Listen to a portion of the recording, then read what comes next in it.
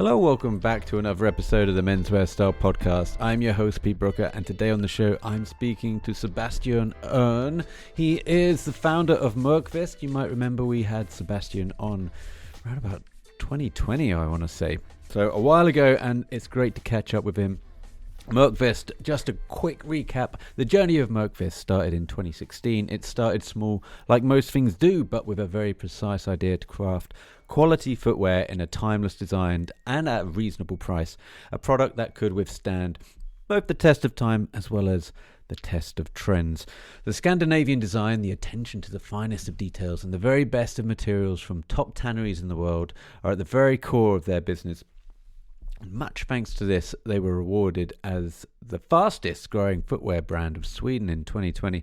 Even though they still take pride in their Scandinavian heritage, their shoes are today worn on every continent across the globe, and far from only Swedes know of the brand. And head over to Myrqvist.com, do all your shopping and find out more about the brand over there. So we have Myrqvist now on Germain Street. We're going to be talking about that. There's a new store opening up in Oslo. But to tell the story, a quick recap of the brand and where it's going, where it's heading now, is the founder of Myrqvist, Sebastian Öhrn. Welcome back, Sebastian Öhrn, who is the founder of Myrqvist. How are we doing today, Sebastian? Doing very well, thank you. Good to see you, Peter. Good to see you, my friend. Well, it's been a minute. I'm trying to think when we had you on the show last. It's got to be about 3 or 4 years ago. Longer. I Yeah. actually looked. Yesterday I looked at the. I went back like in the list on the podcast, and I think it was more like published May 2020. And are we at peak COVID during that time? I get COVID brain, so I never know the start and the end of it, but it sounds like it's Yes, I right in mean the it middle of started that. in February 2020, and then I guess I'm not sure if we recorded around the same time it was published, but yeah, it must have been like peak COVID. Probably thought it was going to get over within a couple of weeks at the time. Oh, yeah, it was a Oh, different back then. how deluded we were. Well, listen, Sebastian, for the sake of the listeners, perhaps can you just remind us of the brand, of where you've come from and where you are now, please? Yes. So Myrqvist is, or however you want to pronounce it. I know it's going to be a difficult one for the non-Swedish speakers. So we tend to use the Y as a vowel here. So Myrqvist is perfectly fine. Um, anyway, so Myrqvist is I would call it a next generation footwear brand, focusing on timeless, initially Goodyear welted dress shoes, but more recently expanded into new types of products such as sneakers and what we like to call semi-casuals. So something that looks somewhat formal but has the comfort and you know perhaps more as of a sneaker looking sole. Um, and really the core offering of Myrqvist is being price value, so offering as much quality and value that we can at an accessible price point. Right. Okay. Okay. That brings it all back. And yeah, just going on the website as well, the trainers look great. Perhaps you can talk about how you did that directionally, going from the shoe to the trainer. Is there things that you can pull upon? Do you have different factories that have to do both? Do you need a new design team? Of course, I think, I mean, really, I didn't re-listen on our previous episode, but it was quite a necessity during COVID. At the time, 2020, the the the global market for dress shoes went down 84% compared to 2019. So that so we were What a focusing on that crash. category. Yeah, we almost had no sneakers at the time, or casual shoes. And basically we sold our product to uh, men who were going to the office or going to a wedding or a special social occasion, and that practically became illegal across the world. So it was a dramatic market pressure that actually forced us into to developing new styles that could be used more casually. There was more in time with people's new habits during 2020, and even up until 2022, perhaps even 2023. So um, that was kind of the reason why we went into go to more casual shoes. But we still try to design them within the aesthetic of Myrqvist, being timeless, elegant, and Scandinavian minimalism.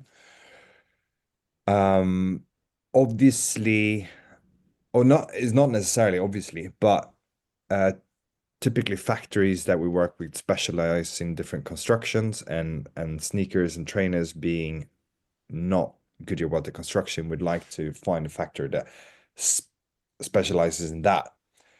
At the same time, we try to use the same types of leathers and suedes, so we have a consistency across different materials uh, between our Goodyear welted shoes, the dress shoes, and the more casual styles. So yeah, I mean, it was almost like you had to rethink the company in terms of how it can survive and tread water through this time, yet not lose your identity as a company and take the signatures of design, what you had with the shoes, into the more casual wear. And when you say like Scandinavian design, apart from the minimalist factor, are there any other things that you can associate with Scandinavian designs, in particular with footwear? Well, I mean, if you just look at it more generally or broadly speaking, I think Scandinavian design is perhaps defined by a neutral color palette, um, clean lines, and I think we've applied that quite well um, to footwear. So if you contrast our shoes and the design, like if you're just gonna speak it generally about we have many different styles, but in general, the Myrqvist design is, and if you contrast that to like the British, we might be a bit less chunky and rounded. If you Mm, contrast it to like Italian styles or other Southern European brands that tend to be like lighter and pointier. We're somewhere in between those, I would say. And mm. we're also a bit less colorful and focusing more on materials, clean lines, and yeah, high quality materials. Yeah, interesting. Does I that mean, make sense? no, it does. Yeah, no, it makes perfect sense. And look, it's something I've spoken about ad nauseum on this podcast, but I don't know why more people aren't into this aesthetic when it comes to footwear. And I'll tell you why, from my point of view, I get to travel a lot. I'm quite lucky, but I don't want to pack a whole load of shoes and trainers in my luggage. So I generally go for a very smart pair of trainers that doesn't look like it is out there trainers with logos on it. No, not built for athleisure and things like that. At the same time, it could just slide over into something that I could go out for dinner in, or I could be seen in something quite presentable. So just a very minimalist black trainer almost is something that Yeah. I would probably steer towards because I can just get more versatility out of that and wear it into, you know, different places, different events, and different occasions. It seems nuts that people don't go down that path as well. But I don't know, is that something that you find as well with your customers? That's something that they steer towards? I think, yeah, I mean, we introduced quite a lot of trainers or sneakers with what we call like a matching color of the sole to the upper. So, for example, I know we're recording this on audio only, but I'm showing you here in the camera just for you to get an idea. You see, this is a black Mm, suede yeah. uh, trainer or sneaker with a black sole. Mm, So typically you'd find most trainers and sneakers have a white contrasting sole. mm. And I don't think that necessarily looks very good with your suit trousers, right? Yeah. Yeah. So if you have like a navy suit or suit trousers or chinos or even any type of more like dressed trousers, I think it looks quite odd to have a thick contrasting white sole. It looks a bit too sporty. So Mm. if you want to put off um the trainer and suit look, I think definitely you have to go for something like we do, monochrome, and I think that's been received quite well by our audience and become very popular. Sebastian, I think the last time we spoke, you hadn't put your foot into London yet. You have a store now in Jermyn Street, is that right? Exactly. So we open up first shop outside of Sweden in August 2024. So Wow. exactly on German Street at the very beginning of it near Piccadilly Circus. And how's that working out for you? It's just been 7 months now, so it's a bit difficult to really compare and know what to compare your numbers with, but so far we're quite happy. Um, it is it's it's definitely a high rent than we paid in Stockholm. So I mean we've seen a nice development. I also think it adds a lot to the global brand perception. Yeah. And German Street is it's really nice to be there right in next to 20 other peer brands or competition, if you like. And how did that opportunity come about? Were you looking for places in London to set up shop and this came on the market, or were you approached? So Myrqvist has been around for almost 8 years now, and we opened up a Stockholm store relatively early in Mm, the company's like life. COVID was obviously a hiccup in our growth plan, but we've had our eyes on London for quite a while and wanted a physical representation there to connect with our customer and I think it took a certain amount of recovering from the COVID years for us to build up not just the financial means, but also the confidence. And so it took a bit longer than planned, but we had been thinking about it for quite a while. do you come to London much yourself? What's the day-to-day runnings of the business like for you now? Unfortunately, I haven't been back that much. I visited in actually a couple of weeks ago, but that was the first time since we did the opening.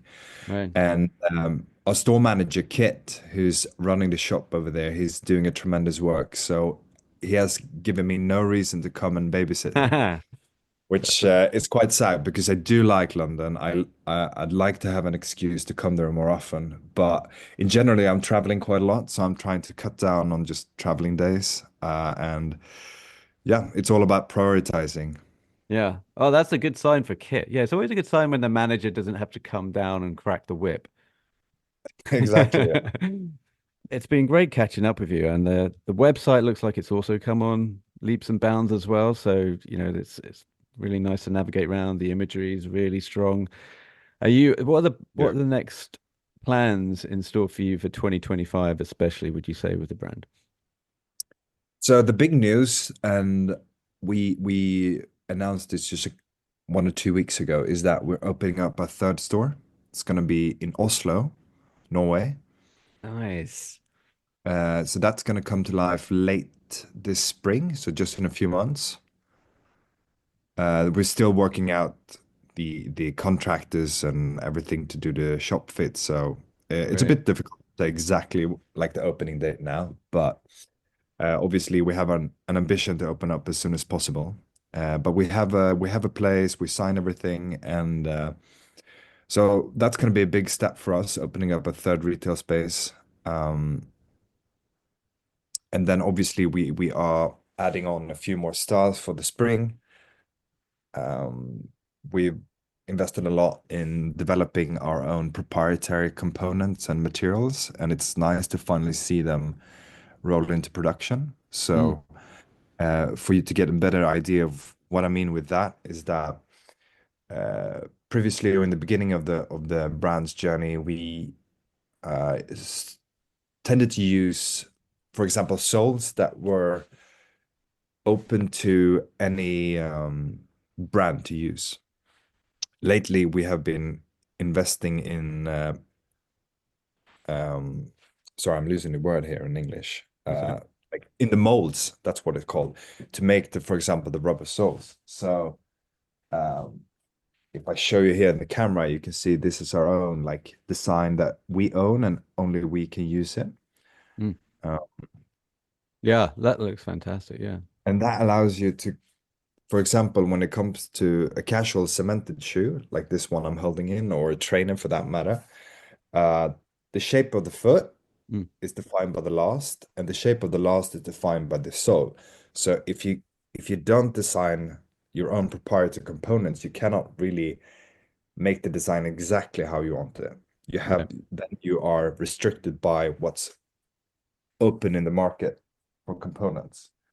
And it takes quite a long time and money to invest in design of proprietary components, mostly the soles. So it's finally now that we're seeing more and more shoes rolling out from production with these ones on, and it's going to be a significant step up in the overall feeling of design and quality. I mean, that's a lot on your plate. You got a new shop, you've got new designs. I mean, I've done shop fits before. I've run retail outlets as well, Mm. so I know like how big a deal it is to get some new bricks and mortar up and Yeah, so running. many moving parts. Yeah. Do you have like the same design ethic for the shops so that it kind of ties in with the brand so people know when they walk in a shop it's Myrqvist? Or do you have to just go, right, everything's different, a bit like I guess Aesop, they just kind of Oh yeah. they make a Yeah, shop that's Aesop is a in the very environment.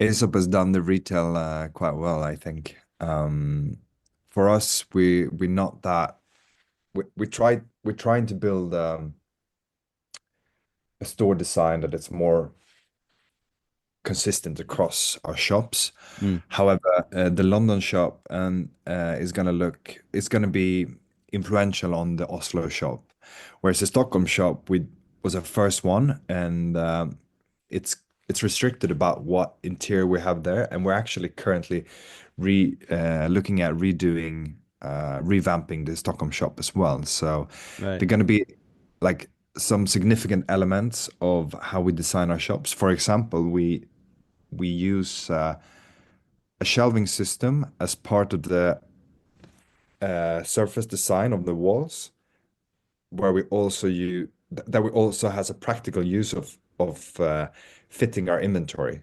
So running a shoe shop, let's say we have 120 different styles. Each style comes in like 10 different sizes. I'm just throwing out some round numbers here, but roughly that's where we're at. We're close to 15,000, 1,500 individual articles. So that's a lot of stock. And some styles you want more than one in just each size, right? Yeah. So we figure out a design of our shelving system where we actually put our boxes onto the wall and they become like a nice square pattern of the walls. Nice. Okay, yeah, so that it all ties together. I think the main trouble that I have, and I don't know if you've thought about this as well, is that you need to have the journey of people experiencing the brand in store and then not having that confused with when they go online. As in, it all Yes. needs to tie together so one doesn't look like one and the other doesn't look like the other. It looks like there could be things that tie in so people have a footprint almost when they walk in the shop. And then if they were to go online later or at any other time, it doesn't feel like such a jarring experience to go away from the Mm. online experience to the in-store experience. Have you thought about that? And is there ways that you've kind of crossed paths with those or cross-pollinated the two? Yes, I think it ties into all the different touch points of the brand, not just the website or the store. It's everything to do with the boxes and the bags and the packaging and the Instagram for that Mm, matter. mm, And I think in 2024 we've done a tremendous job in making our brand book more concise and applying it across all the different touch points. mm, So if you go into a London store, for example, you will see our Accenture color of orange. Like we have a typical color code of orange that we use, and it's just like you'll see it on the corner niche in the ceiling and maybe on some of the display modules, and then you also see it repeating on our, for example, show you the design of our shoebox here, oh yeah. and we have the same orange in the corner on the Yeah, shoebox. like Have on the accents interior. going around the box. Yeah, I Yeah, see. exactly. Yeah, yeah, So we have this taupe right. box. So I think, I mean, it's not just colors, but colors is a quite easy way to explain it. Mm, That we're trying to to more rigorously apply our brand components onto all the different touch points, and that takes a lot of time. But I think together with the components that I told you before, we're rolling it out slowly, and it's coming together quite nicely now.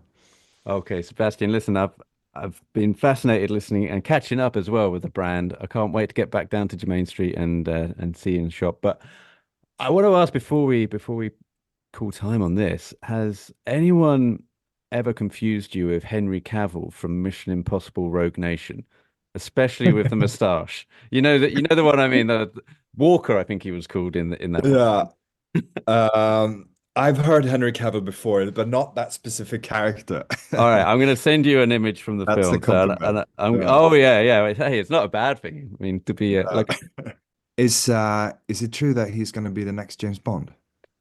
so, well, we don't know, but what was interesting in the last couple of weeks, they released audition tapes. I don't know if you saw those on YouTube. If you type in No. Henry Cavill James Bond audition, he auditioned about 20 years ago for the role, and it came down to two. It was either him or, well, Daniel Craig.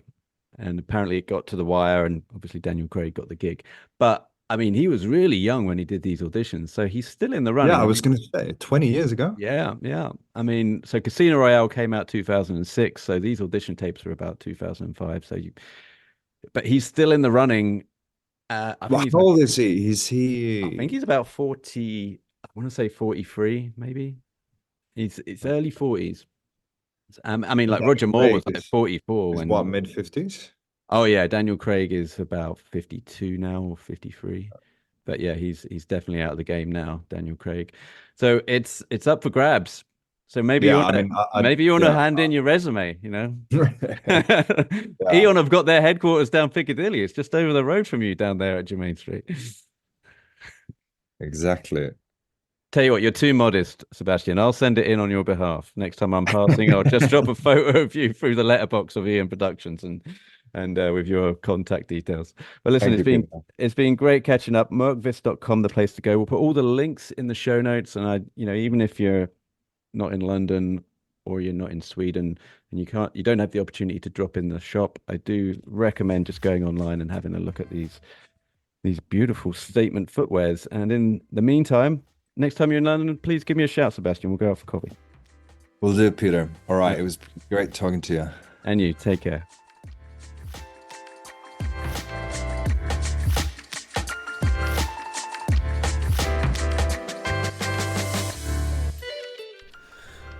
You've been listening to the Menswear Style podcast. Be sure to head over to menswearstyle.co.uk for more menswear content and email info@menswearstyle.co.uk if you would like to be a future guest on the show.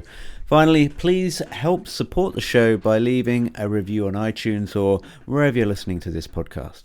Until next time.